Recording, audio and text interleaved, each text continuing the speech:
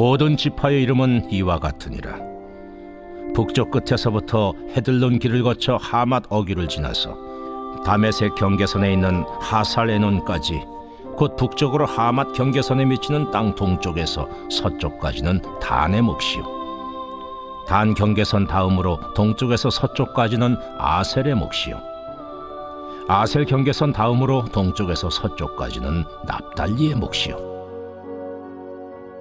납달리 경계선 다음으로 동쪽에서 서쪽까지는 므낫세의 몫이요, 므낫세 경계선 다음으로 동쪽에서 서쪽까지는 에브라임의 몫이요, 에브라임 경계선 다음으로 동쪽에서 서쪽까지는 르우벤의 몫이요, 르우벤 경계선 다음으로 동쪽에서 서쪽까지는 유다의 몫이요, 유다 경계선 다음으로 동쪽에서 서쪽까지는 너희가 예물로 드릴 땅이라. 너비는 25,000척이요 길이는 다른 몫의 동쪽에서 서쪽까지와 같고 성소는 그 중앙에 있을지니, 곧 너희가 여호와께 드려 예물로 삼을 땅의 길이는 25,000척이요 너비는 10,000척이라. 이 드리는 거룩한 땅은 제사장에게 돌릴지니, 북쪽으로 길이가 25,000척이요 서쪽으로 너비는 10,000척이요 동쪽으로 너비가 10,000척이요 남쪽으로 길이가 25,000척이라. 그 중앙에 여호와의 성소가 있게 하고 이 땅을 사독의 자손 중에서 거룩하게 구별한 제사장에게 돌릴지어다. 그들은 직분을 지키고 이스라엘 족속이 그릇될 때에 뇌 사람이 그릇된 것처럼 그릇되지 아니하였느니라. 땅의 예물 중에서 그들이 예물을 받을지니 레위인의 젖경제에 관한 가장 거룩한 예물이니라. 제사장의 경계선을 따라 레위 사람의 몫을 주되 길이는 25,000척이요 너비는 10,000척으로 할지니, 이 구역의 길이가 25,000척이요 너비가 각기 10,000척이라. 그들이 그 땅을 팔지도 못하며 바꾸지도 못하며 그 땅에 처음 익은 열매를 남에게 주지도 못하리니, 이는 여호와께 거룩히 구별한 것임이라. 오늘 말씀은 하나님 중심으로 회복되는 나라라는 제목으로 말씀을 전하겠습니다. 오늘 본문의 말씀은 이제 약속의 땅에서 새롭게 회복되어졌을 때 여러 지파들에게 주실 경계선들을, 땅을 이야기합니다. 그런 가운데서 여기에서 우리가 눈여겨보아야 될 것이 무엇이냐면 므낫세 반지파에 대한 이야기입니다. 므낫세 지파는 원래 에브라임과 므낫세 지파와 이렇게 두 지파 반은 요단 동편에서 그들의 기업을 받았습니다. 그리고 나머지 9지파 반은 이쪽 서쪽에서, 그러니까 요단강 서쪽에서 지금 현재 이스라엘과 이쪽 있는 쪽에서 받았거든요. 그런 가운데 이 므낫세 반지파에 대한 챙김이 무엇이냐면, 마치 너네는 저쪽에서 받았으니까 하고 잊어버릴 수 있거든요. 그런데 잊어버리지 않고 그들에게도 구별을 해서 하나님의 약속의 기업을 받게 하셨던 그런 내용을 오늘 본문에서 이야기를 하고 있습니다. 그러면서 여기에서 너희가 이제 가나안 땅에 다 정착해서 주어질 그 땅의 중심에는 하나님의 성소가 세워지도록 하였다라는 이야기를 말씀합니다. 그러면 이들에게 뭘 잊지 않게 하는 거냐면, 너희가 삶의 자리에서 언제든지 쳐다보면 하나님의 성소가 있어서 하나님 앞에 믿음과 예배와 제사와 신앙의 중심으로 삶을 살아가라, 이런 의미로 말씀을 하고 계시는 겁니다.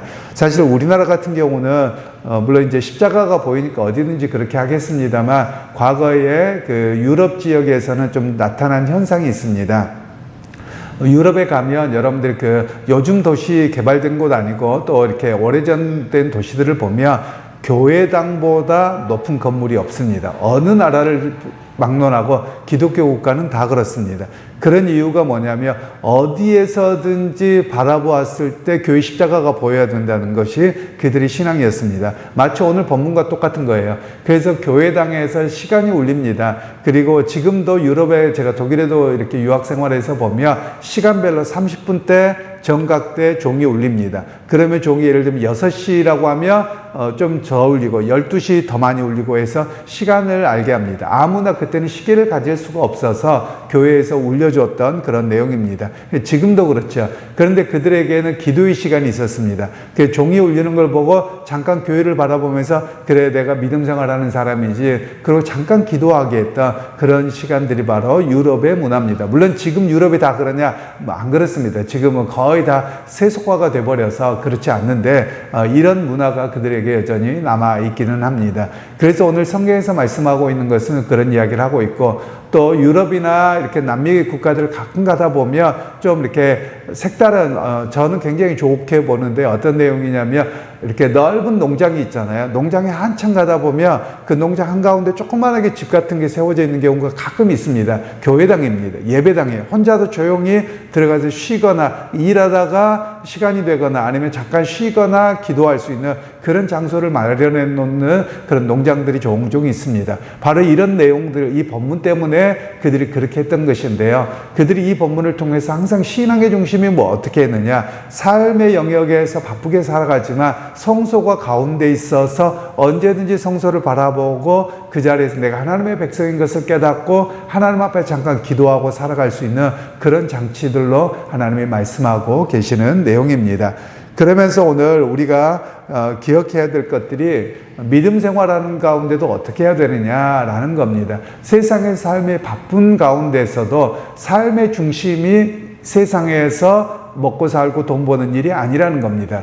우리가 분명하게 그리스도인들로서 생활하는 것이 무엇인지를 알아야 되는데, 우리 한국 교회와 한국 사회는 먹고 사는 게 무엇이 중요한데 해서 제일 중요한 걸로 삼아놨습니다. 신앙인에서는 먹고 사는 게 제일 중요한 게 아닙니다. 내 신앙을 지키고 믿음을 따라서 교회를 중심으로 살아가는 게 우선이고, 그 다음에 먹고 사는 게 뒤의 일입니다. 이렇게 이야기를 하면 그러면 직업을 갖지 말란 말인가요? 그게 아닙니다. 직업을 갖고 당연히 직장 생활을 해야 되죠. 먹고 사는 일을 해야죠. 그런데 이게 우리의 가치관의 중심은 아니라는 말씀입니다. 왜냐하면 여러분, 제가 하나 예언을 합니다. 여러분 다 죽습니다. 그런데 여러분 언젠가는 죽습니다. 그때가 언제인지 우리가 알지 못할 뿐이거든요. 그런데 아둥바둥 살려고만 산다? 이거는 기독교적 가치관이 아닙니다. 기독교적 가치관은 언제 주님이 불러가시더라도 나는 그 자리에서 성실하고 거룩함으로 믿음을 지키는 겁니다 라는 것이 우리 기독교인의 신앙이거든요. 그러니까 기독교인의 신앙의 핵심, 삶의 핵심 뭐냐? 먹고 사는 것, 생존의 문제가 아니라 어떻게 하나님과 교제하고 예배하면서 하는 것인가, 이것이 우리의 핵심이라고 이야기를 하는 겁니다. 그래서 이들에게 먹고 사는 일이 중요하고 열심히 노동도 해야 되지만, 그러나 성소가 그들의 삶의 중심에 있어서 내 삶의 중심은 하나님을 바라보는 것이고 하나님께 나아가는 것입니다. 하나님과 동행하는 삶입니다. 이걸 그들에게 알도록 하셨던 내용입니다. 그런데 이스라엘 백성들이 넘어졌던 게 뭐냐면 성소를 바라보지 않고 밭을 바라보는 겁니다. 내 손을 바라보는 겁니다. 남을 비교하는 겁니다. 그것 때문에 그들이 다 넘어졌던 것이거든요. 오늘 우리도 마찬가지입니다. 여러분, 우리가 바라봐야 될 것은 내 손의 수고와 애씀과 이걸 바라보는 게 아닙니다. 옆에 사람을 바라보는 게 아닙니다. 우리 하나님을 바라보고 의지하고 살아가는 겁니다. 그게 바로 우리의 신앙의 중심입니다. 그래서 우리에게 말씀하고 있는 것은 여러분의 마음의 중심은 무엇을 성소로 삼습니까? 라는 겁니다. 만일 여러분의 마음의 성소, 가장 중요한 곳에 돈이 차지하고 있다면 여러분 만몬신을 섬기는 겁니다. 만일 여러분들이 권력과 여러 가지를 하고 있다면 여러분의 마음은 이미 타락해져 있습니다. 음란해져 있는 겁니다.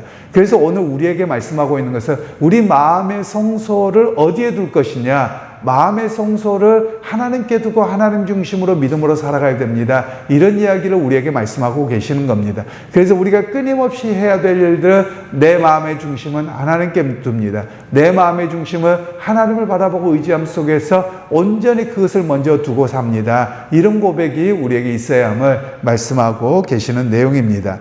그러면서 이제 하나님의 그 므낫세 반지파를 그들에게 챙기게 하는 내용 속에서 무엇을 이야기하냐면 하나님의 주시는 구원의 역사, 하나님의 베푸시는 기업의 역사는 차별이 없다라는 겁니다. 즉 너희는 저기서 받았으니까 안 줄래? 이렇게 하지 않고 그들에게도 동일한 반의 몫을 이곳의 줌을 통해서 배려와 그리고 차별 없이 주시는 하나님의 은혜를 우리에게 말씀하고 계시는 겁니다.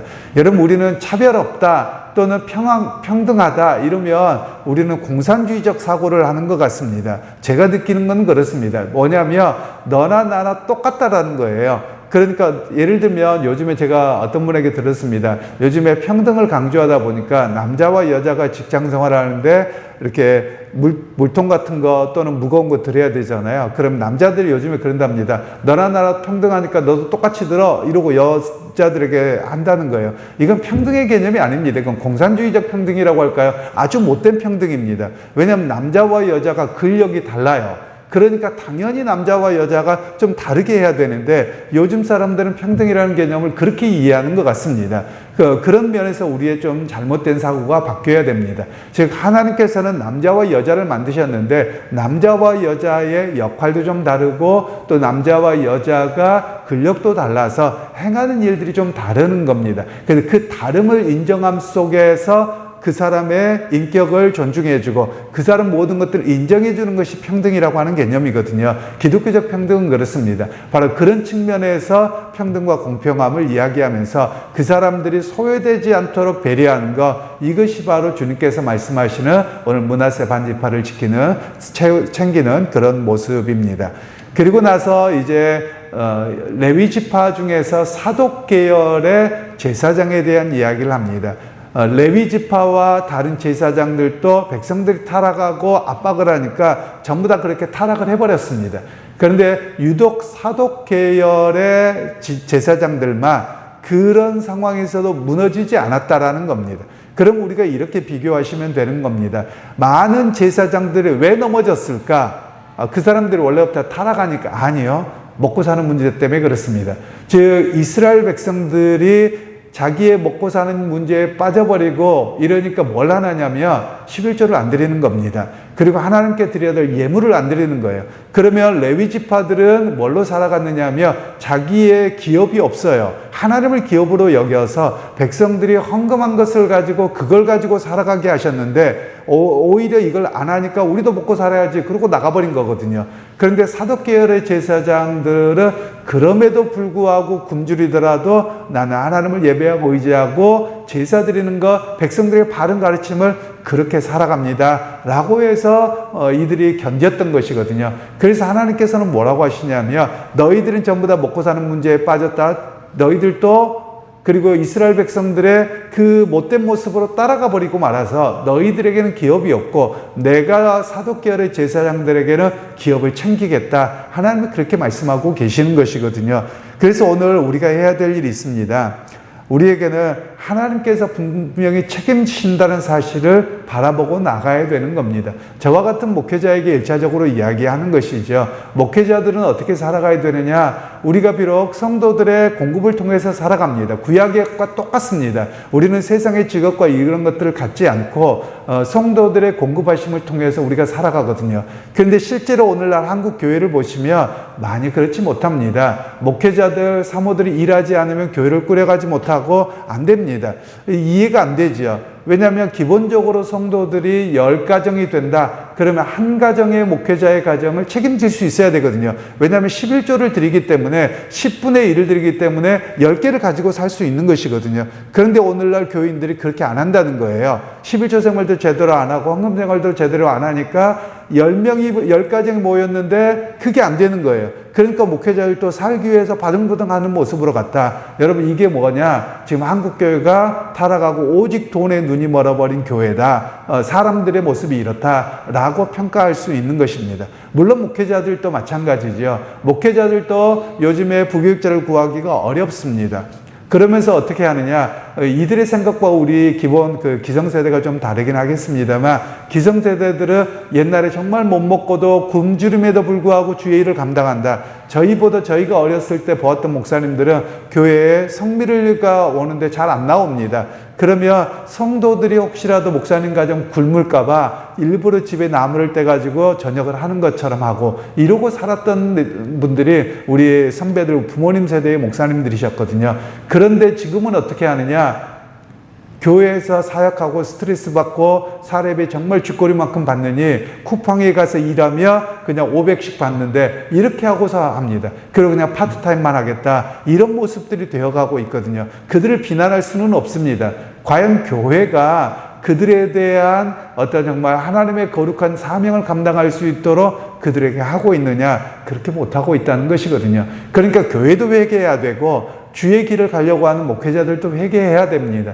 왜냐하면 하나님의 공급하심을 바라보고 의지하고 교회를 지키고 신앙 가운데 서야 되는데 그렇게 하지 못하고 있어서 저를 포함한 목회자들이 하나님 앞에 회개하고 바르게 서야 될 것이고 성도들도 자기 중심적이고 돈 중심적이어서 그렇게 살아가고 있다. 여러분 그런 사명을 하나님이 말씀하신 거거든요. 그럼 여러분 그걸 지켜야 되는데 하나님 말씀이 중심이 아니라 내가 먼저입니다. 내 생각이 먼저입니다. 이래서 이런 문제로 타락하고 있거든요. 실제로 이 레위 지파의 문제가 그거였습니다. 그래서 하나님께서는 이 사독 제사장들만 그 어렵고 고난과 여러 가지가 찾아오더라도 믿음을 지켰다라는 겁니다. 그래서 그들에게 하나님께서 책임지시겠다라고 말씀하고 계시는 겁니다. 그래서 오늘 우리로 하여금 오늘날의 교회의 현실이 과연 이 에스겔 선지자 시대의 교회의 성전의 모습과 별반 다를 바가 없다는 것이죠. 그래서 오늘 우리로 하여금 그것을 보게 하시는 내용입니다. 그러면서 오늘 성도가 가진 영적인 거룩함이 무엇이냐로 결론을 맺습니다. 성도가 가진 영적인 거룩함은 세상의 유익이나 편리함, 부를 채움이 아니라는 거예요. 오직 성도가 가져야 될 거룩함은 절대로 바꿀 수 없는 겁니다. 그건 두 가지라고 말할 수 있습니다. 하나는 이스라엘 백성들 가운데 하나님의 성소를 두게 해서 항상 하나님을 바라보고 의지하고 살아가게 했던 것이죠. 그것처럼 우리에게도 교회당을 중심으로 또는 우리의 마음의 성소가 주님을 향함으로 끊임없이 믿음 생활을 해야 되는 것이고, 그리고 두 번째로는 하나님 말씀대로 사는 겁니다. 오늘 우리는 하나님 말씀을 자기 멋대로 해석합니다. 그래서 하나님의 말씀을 자기에게 유익하면 아멘. 그리고 하나님이 뭘 하라고 책임과 의무를 이야기하며 모른 척하고 못 듣는 척하려고 하고 안 하려고 합니다. 여러분 이거 믿음 생활 잘못하는 겁니다. 이러면서 어떻게 하나님을 믿는다고 말합니까? 라고 우리가 정말 되돌아보아야 되는 것입니다. 그래서 하나님의 말씀을 말씀 그대로 믿고 의지하고 순종하며 사는 사람이 복된 삶입니다. 하나님 보시기에 그렇습니다. 세상에서는 많이 가지지 못해도 괜찮습니다. 그런데 우리는 세상에서 부를 많이 챙기는 것이 복된 삶이고 하나님 복 주셨다? 아니요. 그렇지 않을 가능성이 훨씬 높습니다. 오히려 하나님의 복이 무엇이냐? 하나님이 그분과 동행하면서 그분의 말씀대로 실천하고 살아가는 삶 그 자체가 복된 삶입니다. 하나님 보시기에 그렇습니다. 그러기에 여러분 우리의 복이 무엇이냐에 대한 생각도 바뀌어야 되는 것이죠. 그래서 오늘 성경에서 말씀하고 있는 것은 하나님의 회복의 역사 때 누가 복을 받고 누가 누구를 책임지시느냐? 오늘 사독 제사장과 같이 거룩한 성소를 마음에 두고 삶에서 어려움이 오더라도 끝까지 지키는 믿음, 그 믿음을 가지고 있는 이들을 하나님 책임지신다라는 것을 말씀합니다. 이 책임지신다는 말은 오늘 신약의 버전으로 이야기하자면 생계 문제만이 아니라 구원하신다는 말씀도 되는 겁니다. 결국은 세상으로 가버린 이들을 하나님 구원하지 않으셨거든요. 그래서 오늘 우리에게도 참다운 구원의 역사 안에서 살아가기 위해서 우리의 마음의 성소를 거룩하게 하고 그리고 말씀을 따라서 살아가고자 하는 그런 노력과 헌신과 결단이 필요함을 말씀합니다. 그러기에 여러분 오늘 하루의 삶 속에서도 정말 말씀을 따라 살아가는 참된 그리스도인, 성경을 따라 살아가는 하나님의 백성으로서는 여러분 모두가 되시기를 주님의 이름으로 축원합니다. 하나님 오늘 또 우리에게 은혜 베푸셔서 진정 믿음을 따라 살아가는 일이 무엇인지 말씀하셨습니다.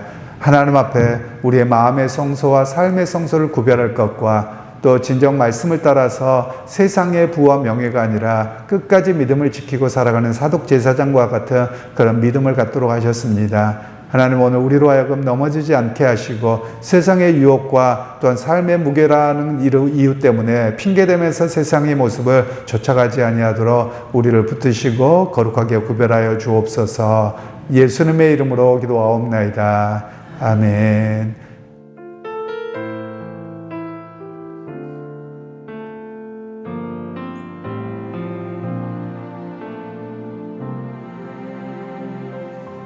보소서 주님 나의 마음은 선한 것 없습니다. 그러나 내 모든 것 주께 드립니다. 사랑으로 안으시고 날 새롭게 하소서. 주님 마음 내게 주소서. 내 아버지 주님 마음 내게 주소서. 나를 향하신 주님의 뜻이 이루어지도록 주님 마음 내게 주소서.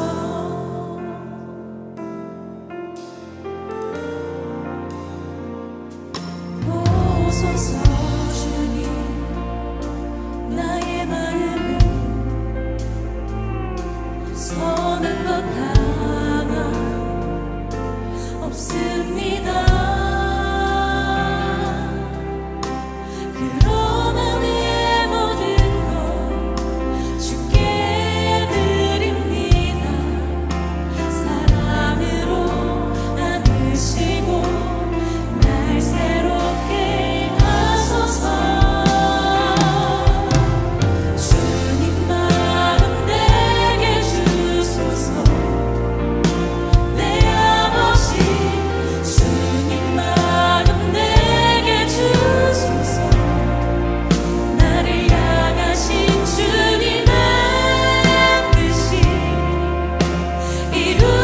이루어지도록 주님 마음 내게 주소서. 내게 사랑을 가르치소서. 시대 마음으로 용서하게 하소서. 주의 성령 내게 채우사 주의 길 가게 하소서. 주님 당신 마음 주소서. 주의 성령 내게 채우사 주의 길 가게 하소서. 주님 당신 마음 주소서. 주님 마음 내게 주소서. 내 아버지 주님 마음 내게 주소서. 나를 향하신 주님의 뜻이 이루어지도록 주님 마음 내게 주소서. 주님 마음 내게 주소서. 주님 마음 내게 주소서.